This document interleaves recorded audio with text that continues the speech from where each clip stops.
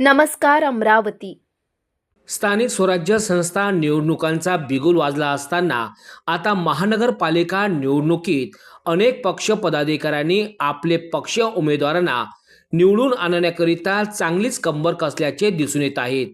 वेगवेगळ्या पक्ष कार्यालयात इच्छुक उमेदवारांनी नोंदणी केली असून वरिष्ठांच्या वतीने मुलाखतीला प्रारंभ झाला आहे।